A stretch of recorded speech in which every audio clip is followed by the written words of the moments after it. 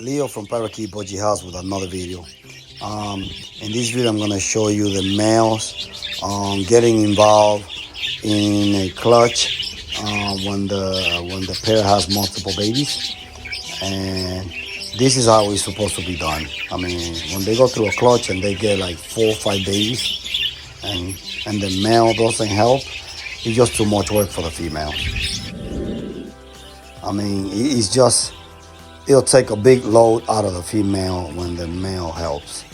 And it's very exhausting when you gotta feed 4 babies plus yourself. It's just too much. So when you see the males getting involved, good for the budgies, more food, they're gonna grow faster, and that will keep the aviary growing, as you guys are gonna see it at the end of the video.